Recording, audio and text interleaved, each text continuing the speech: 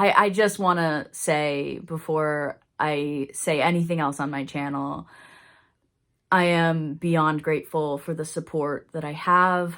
I am so proud of all of you who have told me your stories, and know that you are seen and you are heard and you are welcome on this channel. And I am so honored that I am trusted with this narrative and that I am trusted with this conversation. And I am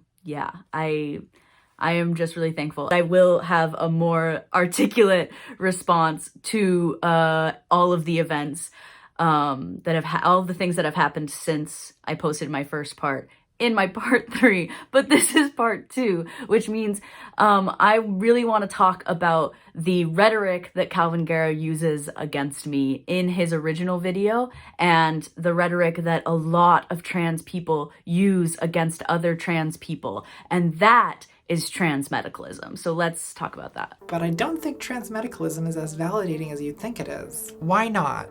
I'll put it bluntly. Why does having gender dysphoria make you a woman? Because gender dysphoria means I have a female brain. No, it doesn't. I'm sorry to tell you, but the science does not say what you think it says. There may be neurological causes of gender dysphoria, but at the end of the day, all dysphoria is discomfort in a male body, or a male social role, or however you want to put it. And wanting to be a woman is not the same thing as being a woman. Like, a part of the point of transmedicalism, whether transmedicalists will admit it or not, is to shut gender nonconforming trans people up. Is to shut trans people up that don't fit their expectations of what being trans is. What I'm trying to say here basically is, like, I was super transphobic when I was watching her content. I'm not saying like, oh, I was raised this way or I didn't know. I legitimately believed that trans people were irrational unless they were exactly like Blair White. Both Calvin and Blair are very invested in proving themselves to cis people. And if you guys haven't picked up on this in previous videos, that I've made it, that have kind of referenced this, I don't think that the solution for trans people rather is to appeal to cis people and their lack of understanding of gender. I don't think that that's helpful. Transmedicalism is dangerous, not only for non-binary people who it excludes from its worldview, but also for binary trans people too.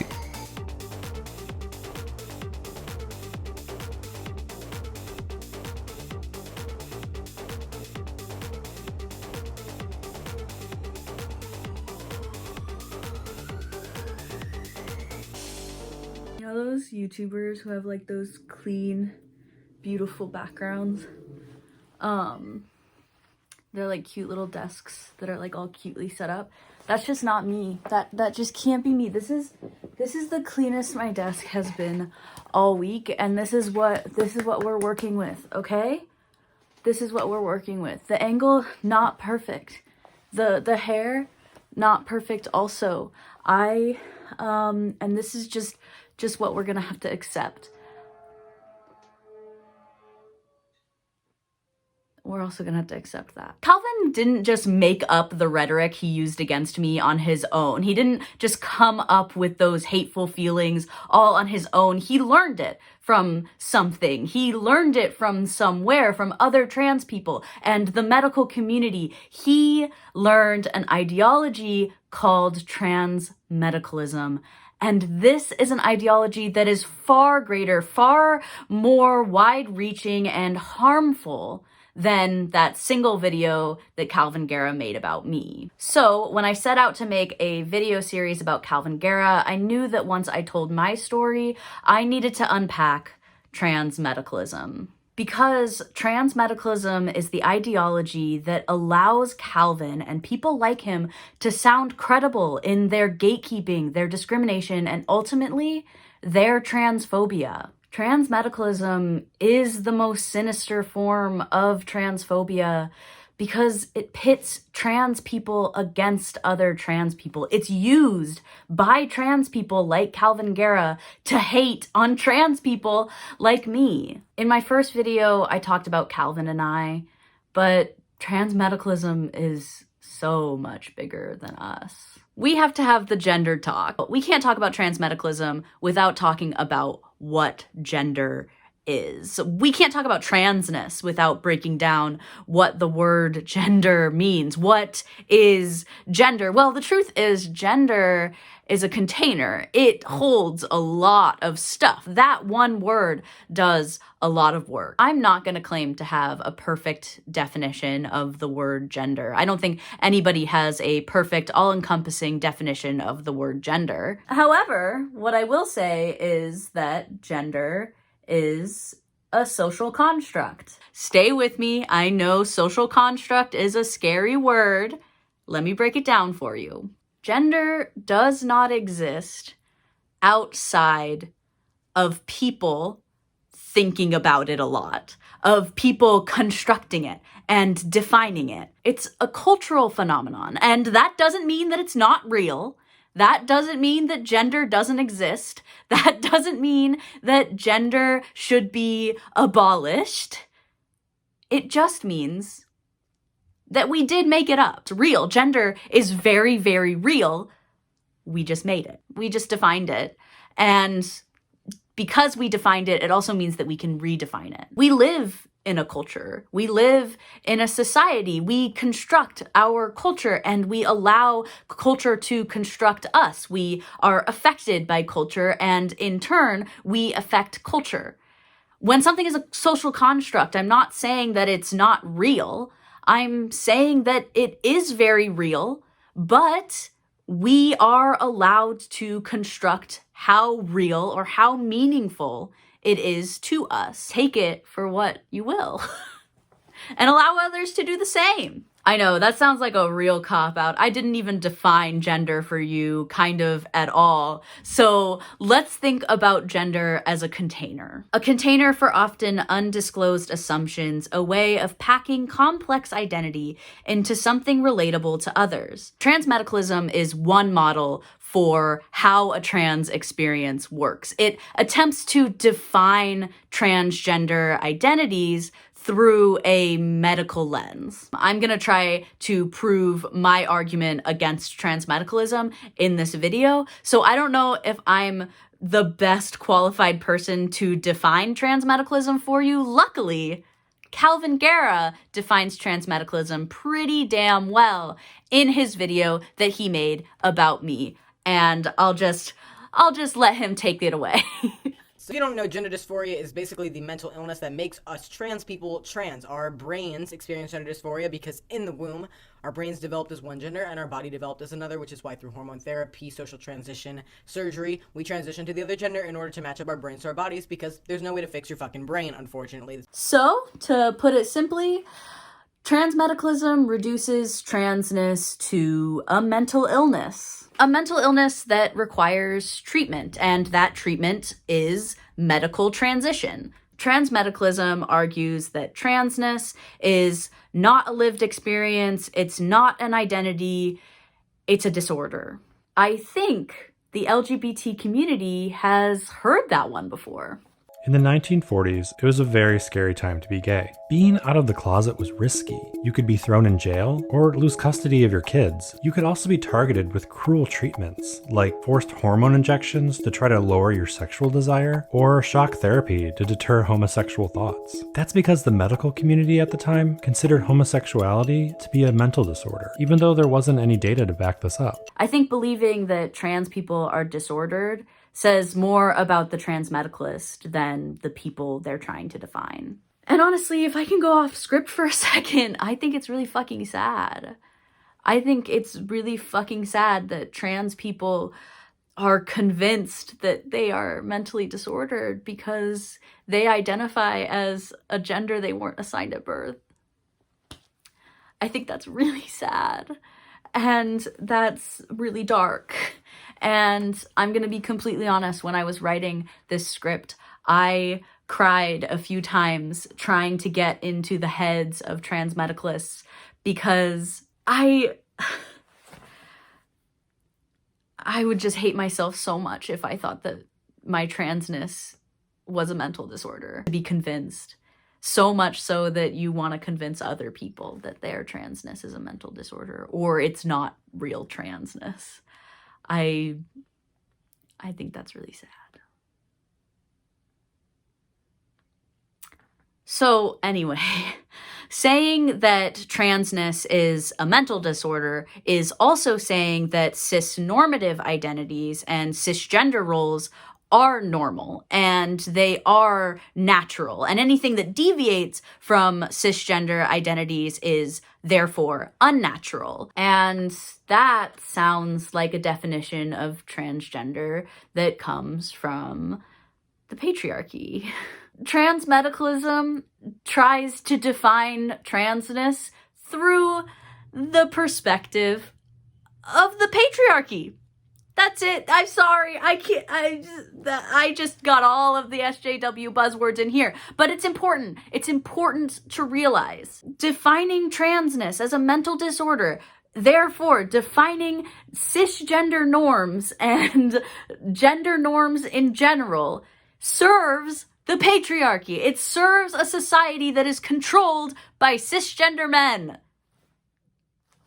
Transmedicalism naturalizes conservative gender norms and gender roles and invites trans people into that society if and only if they take medical steps to conform to that society, to conform to conservative gender roles. Gender dysphoria is a real trans experience. Gender dysphoria is a real feeling that lots of trans people experience, and medical transition is necessary for many trans people and has overwhelmingly positive effects on transgender people. I truly believe that medical transition should be made available and accessible to any transgender person that requires it. Medical transition is really, really important to the majority of trans people who experience gender dysphoria. However, identifying as a gender that you were not assigned at birth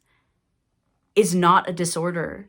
And it shouldn't have to be perceived as a mental disorder in order for transgender people to receive necessary medical care. Ooh, that's spicy. It's a spicy opinion, I know. The dominant gender system that we are living in assumes that anything that deviates from the gender norms and expectations that it created is unnatural, and LGBT people threaten that assumption. Basically, society sets up gender norms and expectations for people, and if anybody deviates from those gender expectations or those gender norms, they are seen as wrong and bad and incorrect, and they need to be corrected. And the way that transmedicalism sneaks into that ideology is that it says that transgender people can exist if and only if they conform to those same rules in the opposite way, which requires them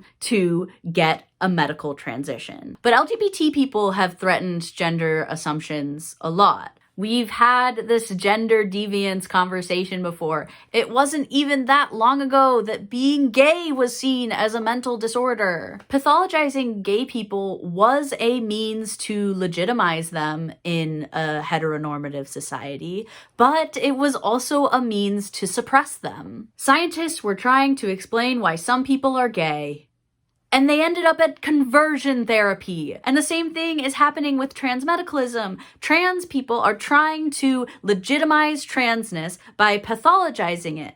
And they're going to end up, as they already have, suppressing themselves further, suppressing each other.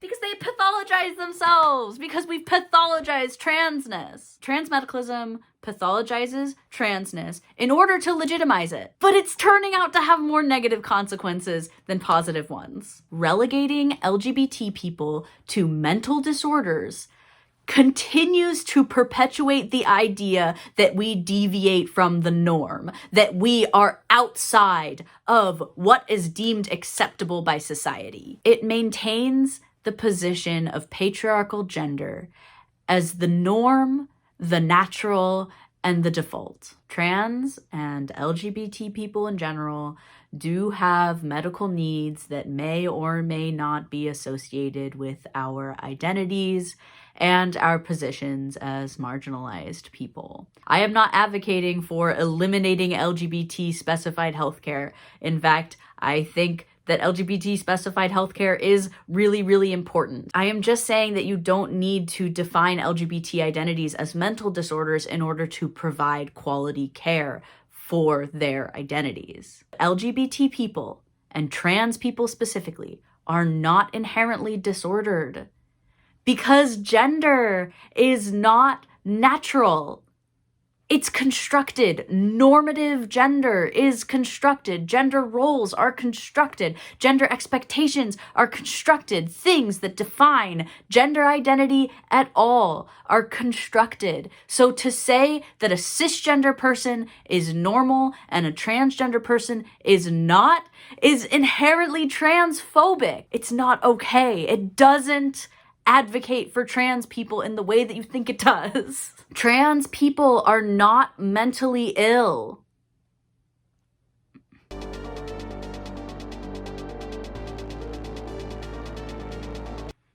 My arms smelled more like testosterone gel than they normally do. Did y'all know that, okay, so one time I posted a TikTok about taking testosterone gel, and somebody commented and they said that I'm not really trans because I'm not doing injections. And that just blows my mind. That's the thought process that I'm trying to speak against. Transmedicalism sets up these like medical requirements to be considered really trans or to be considered trans enough. And if you set up certain requirements, that you've set up a goalpost essentially, and that goalpost is constantly going to be moved and constantly going to be out of reach to certain queer people, and it's gonna make them feel like they're not trans enough. That's what I'm trying to combat. That's the mindset that I'm trying to combat with this video. It smells kind of good though. It does.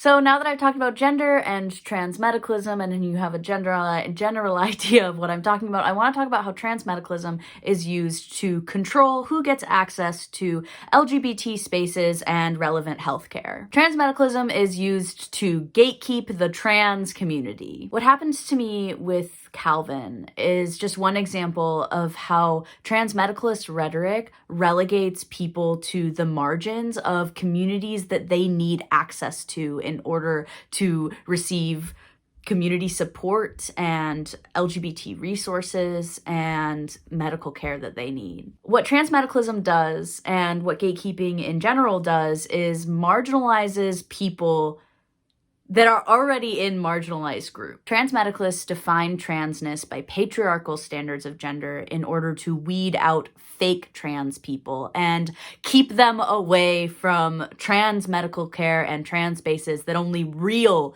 trans people deserve. The thing is, there is no fake trans people. There's just trans people who experience transness differently than other trans people. And all of those trans people deserve access to trans resources. It's not our job to decide who is more or less deserving of those resources. And it's definitely not our job to decide who is trans enough. We don't have that power. Calvin Guerra is not a therapist. He's not a physician. He's not a surgeon.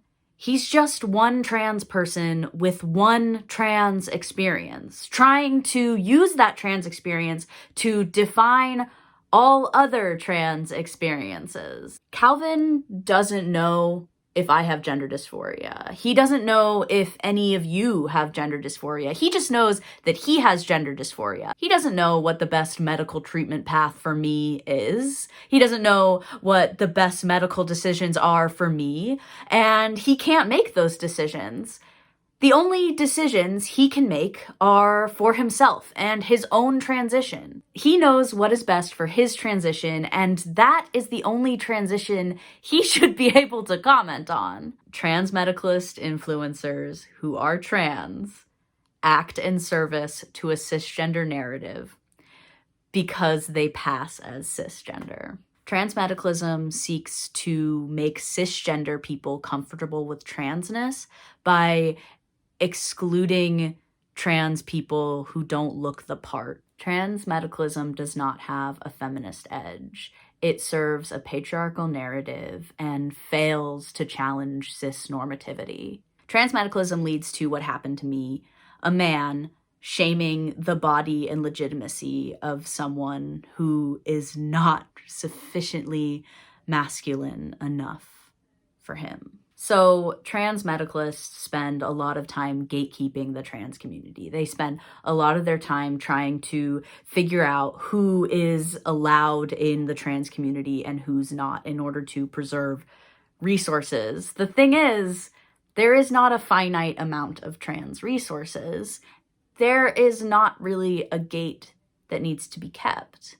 There is room enough in the trans community for all of us. There is enough HRT and surgeries and acceptance to go around. And even if there was a finite amount of HRT and surgeries in the world and only a certain number of trans people could have access to them, it's not our job to decide who does and does not deserve HRT or surgeries. That is up to endocrinologists and physicians and therapists and surgeons.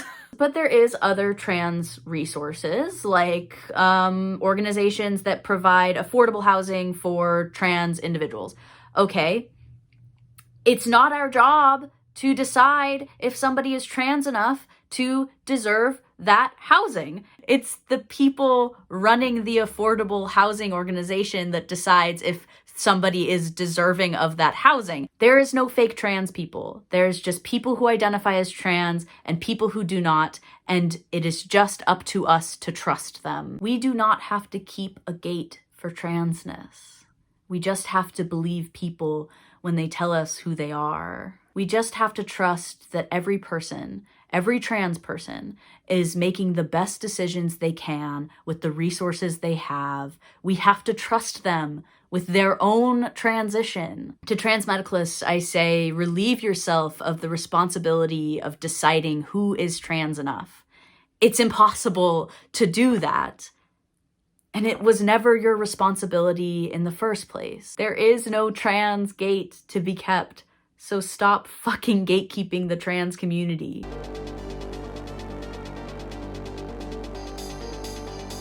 So one way to think about transmedicalism, at least in online discourse, is that transmedicalism presents itself as trans respectability politics. Basically, what transmedicalism is trying to do is conform to existing gender expectations in order to cure the pain caused by being forced to conform to gender expectations that you don't identify as. Basically, trans people are in pain when they are forced to express themselves as the gender they were assigned at birth. And so the cure for that pain is to force them to express themselves as the gender they identify as, all while still conforming to gender roles and gender expectations that trans people didn't make up. All trans people have to navigate a patriarchal society. All trans people have to navigate society in general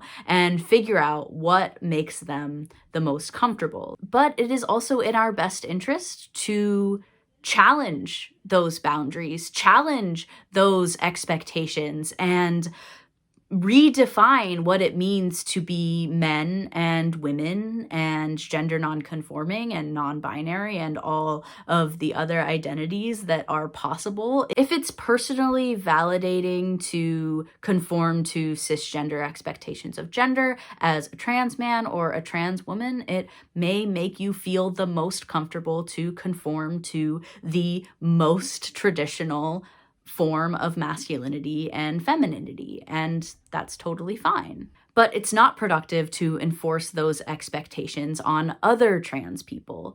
It's important to challenge hegemonic patriarchal gender roles. If your individual trans experience makes cis people comfortable, that's fine. But don't force other trans people to attempt to make cis people comfortable. Trans rights will never be secured by upholding a system that suppressed trans people in the first place. Denying the reality and validity of trans people who experience transness differently, of trans journeys that don't make cisgender people comfortable, is a submission that will result in a rolling back of your rights too. If trans people that are accepted by cis people or tolerated by cis people deny the reality and validity of trans people that are not accepted by cis people, trans people that make cis people uncomfortable, those trans people are submitting to the society that oppresses them. And that kind of ideology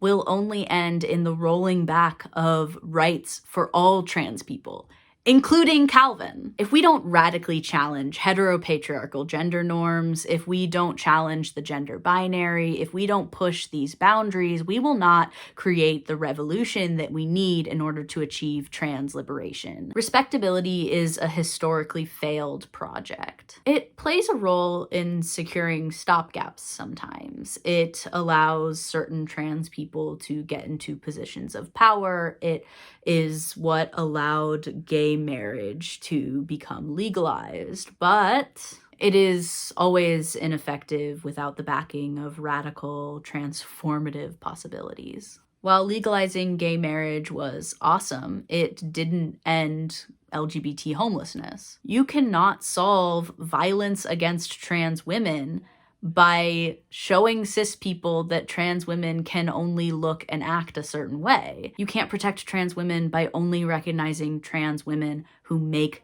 cis people comfortable. Under transmedicalism, the power and advantage always stays with cis people and conservative reactionaries. Respectability politics is about trying to gain respect from a community that doesn't respect you by being the most idyllic version of what you think they want. It is a strategy devised by the terms of your enemy. Passing as a cis person may shield you from transphobia momentarily. It may change a few cis people's perspectives on trans people, but in the process, you are excluding trans people who cannot pass. You are leaving trans people behind in your attempt to gain personal individual acceptance. You're using your privilege. Oh, look at that. Another SJW buzzword. You are using your privilege as a trans person that passes to walk through a door, and then you're closing it behind you. Medical models of transition are not what allowed trans people to enter the mainstream. Medical models of transition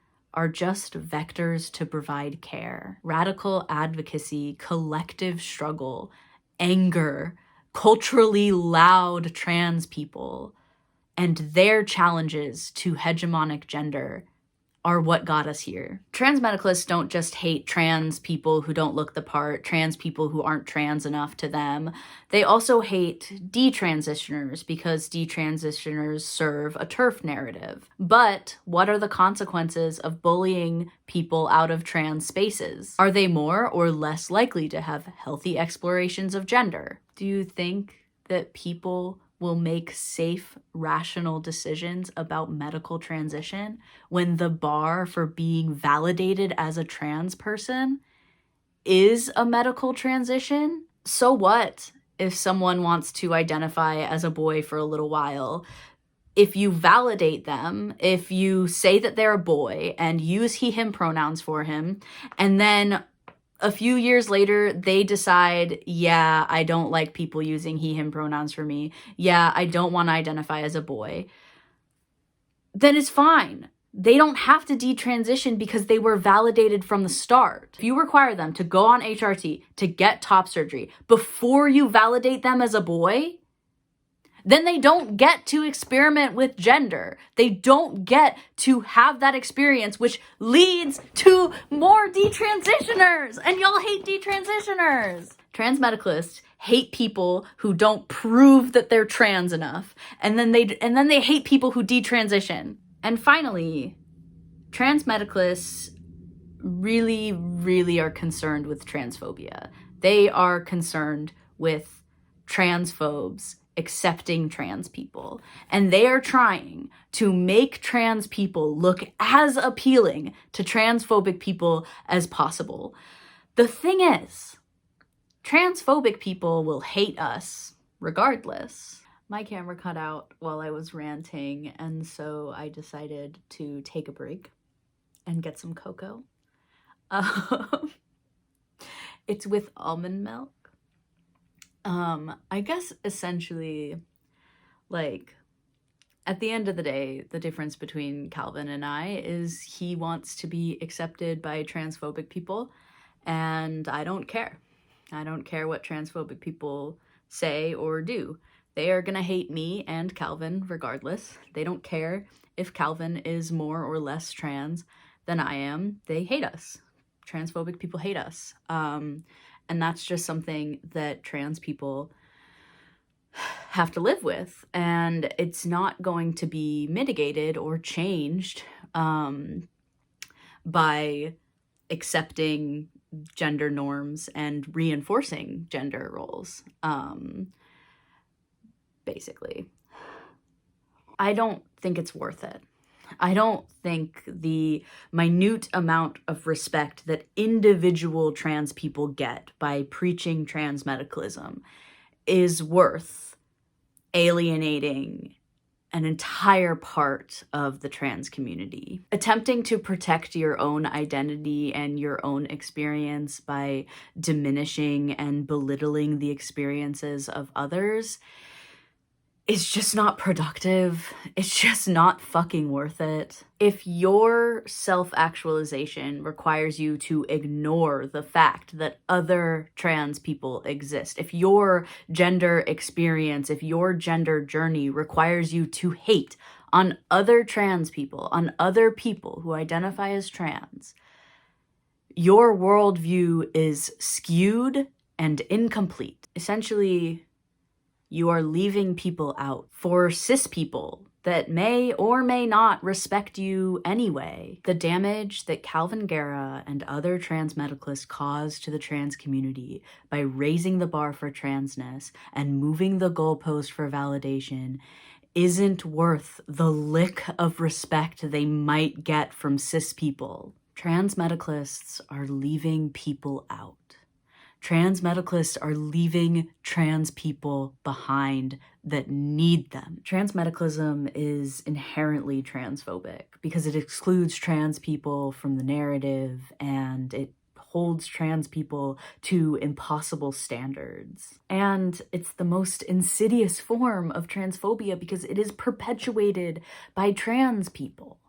It's trans people policing other trans people's identities in the name of making cis people comfortable. Calvin Guerra is a trans man, so when he tells cis people that they can hate on non-binary people, that they can hate on trans people that don't pass well enough, that don't reach their standards, they feel comfortable in that hatred. They feel comfortable in that transphobia because it is allowed by a trans man. Also, trans people who feel insecure and scared and angry also flock to him. They see him as a manifestation of their own insecurities and their own anger, and they are validated in that. They learn that there is a right and wrong way to be trans. Calvin teaches young trans people that it is okay to police other trans people, to define other gender identities in order to validate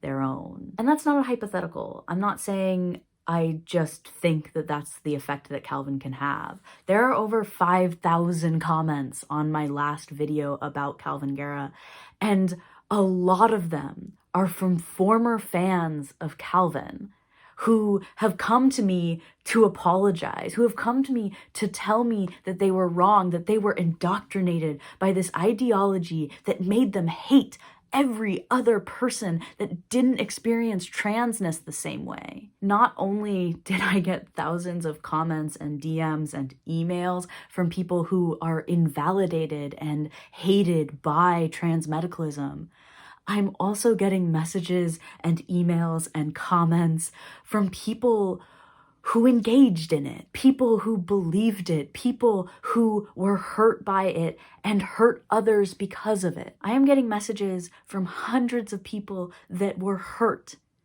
by transmedicalism.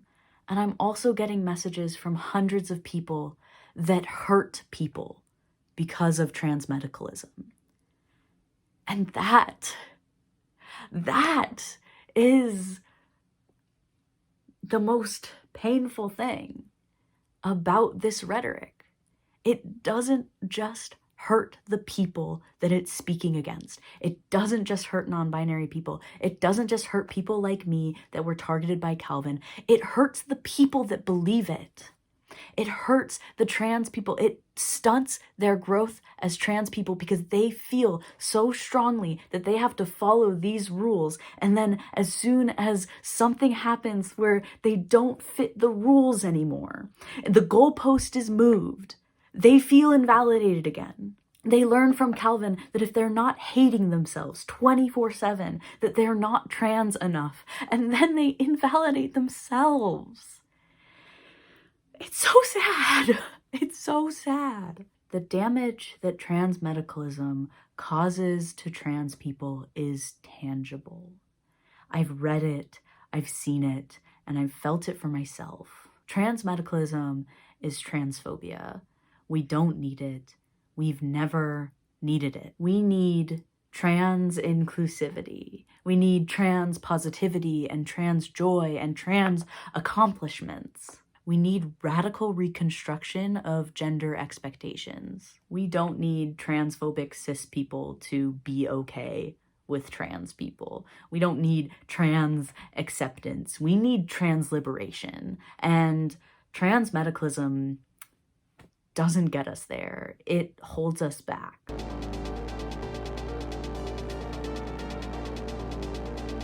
So after I was bullied off the internet, I started getting apologies.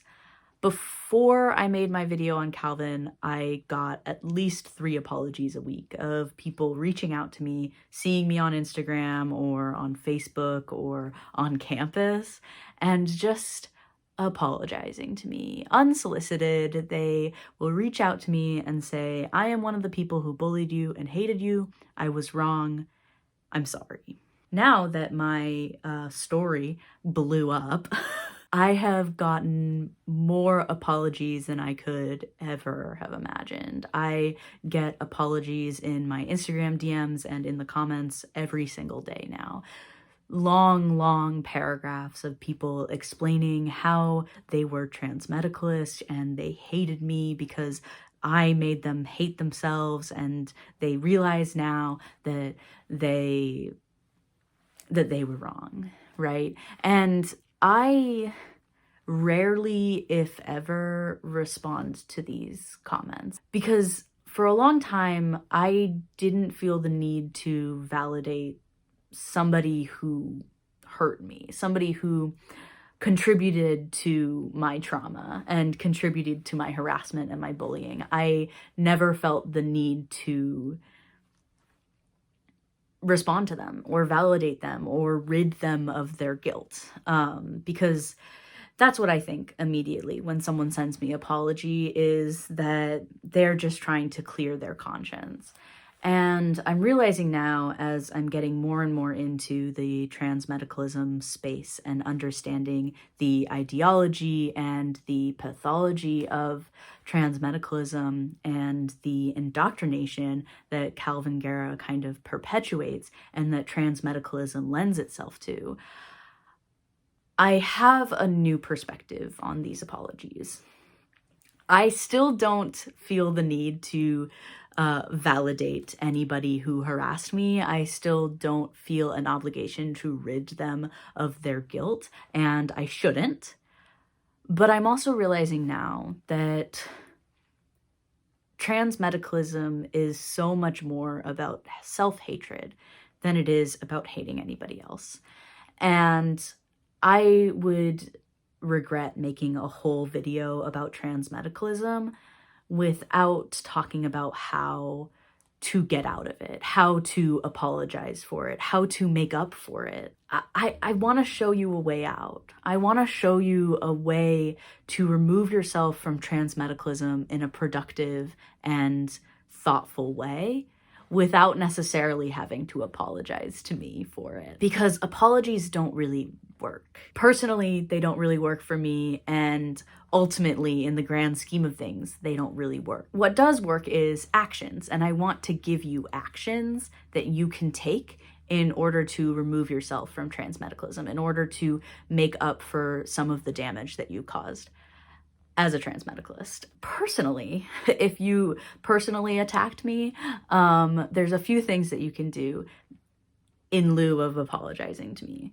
You can support me now. You can subscribe to me and watch all my videos and comment and say supportive things, and you can like all my Instagram pictures and my TikToks. You can donate to my Patreon. There are ways to show up for me now in a way that you couldn't back then. I think what Calvin does resonates with young trans people, because young trans people have the most angst and the most fear of not being seen. And that's valid. That's okay. Calvin takes advantage of that vulnerable mindset and manipulates it into outrage and anger and hatred of people like me. But driving me and anyone else like me off the internet isn't going to solve your gender dysphoria. It's not going to solve any of your problems, and neither is transmedicalism. Whether Calvin realizes it or not, he indoctrinates young trans minds. Part of me wants to be really angry at all of the people who hated me so much, who harassed me and wanted to hurt me and wanted to kick me off the internet. As much as I want to hate the people who hated me, I wonder what might happen if I offer them a way out, if I offered them an alternative to transmedicalism. I have every right to be angry.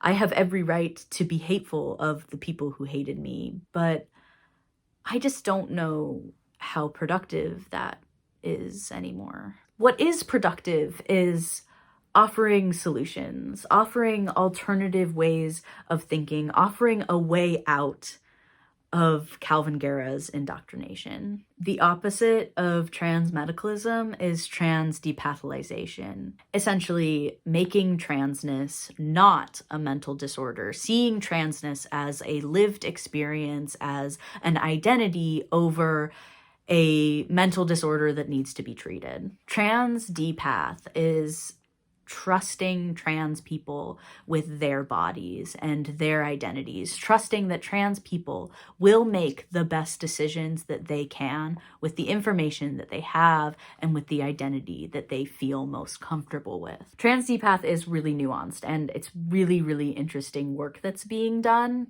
And I will definitely make a video about it in the future. It honestly deserves its own series, but I will include in the description a link to a playlist created by a good friend of mine, Milo Stewart, all about trans depath. And I really recommend that watch. It's really good. Which leads me to another way of removing yourself from transmedicalist ideology, and that is listening to other trans people, educating yourself outside of the echo chamber that Calvin Guerra creates. Current science, research, and trans activism is moving beyond transmedicalism. It is leaving transmedicalism far, far behind. I would really encourage you to open your mind to some really new research and really new ideas about transness and what makes people trans. I think it's so cool, and it's freeing to learn about transness without trying to make it pathological. It's really cool. And in the same vein, talk to trans people in real life. If you can, get off the internet and find real-world trans and queer spaces. because internet trans discourse is not representative of the trans conversations people are having in real life. And finally, when you let go of this made-up responsibility to police and define everybody else's gender identity, you will have time to focus on your own. Process your identity. Think critically about who you are and what gender means to you. What does identity mean to you? What is pathological and what is physical and what is constructed and what does that all mean for you? And really think about where all of this anger and resentment comes from. Why are you or were you so negatively affected by other people just living their lives? I invite you to just let go of the rules for a minute. Let go of all of the definitions and the standards and the expectations and the rhetoric, and just focus on what brings you joy. What makes you feel the most comfortable in your skin? What will help you in the future? What will allow you to be the most positive that you can be? Focus on finding peace and joy in yourself and in your trans journey. You will make it, and I'll see you through. Me and all of the other positive, uplifting trans people in the world will welcome you in with open arms, no gates, no rules, just refuge. And finally, if you need me to say it, I will. To all of the people who sent me apologies, to all of you who were trapped by transmedicalism and indoctrinated by Calvin Guerra's rhetoric, who hated me for all of the reasons that you hated yourselves, I forgive you. I shouldn't have to forgive you. I don't have to forgive you. It is not my responsibility to absolve you of the guilt that, frankly, you should feel for being a transmedicalist and for believing Calvin Guerra and for hating me for doing nothing wrong. I strongly believe that you should not have to hate on trans people in order to grow as a trans person. Your trans journey should not have included hating me. I am not about to absolve you of that guilt, but I am going to forgive you anyway. I will forgive you, hoping that you will do the hard work necessary to keep other trans people like you from falling into the trap that transmedicalism set for you. And if you really want to apologize, my Amazon wish list is in my link tree. I'm pretty sure that undercuts every emotional thing that I just said. I really do. I forgive all the kids that were indoctrinated by Calvin's rhetoric, and I really think that that is the best way to move forward, is to welcome you back into the trans community that is loving and supportive and does not build gates or move goalposts. There is no goalposts, there is no gates, there's just us. And if I continue hating everybody that hated me, I would be hating a lot of people. And I just don't have the energy to hate all of you. I've got too much work to do.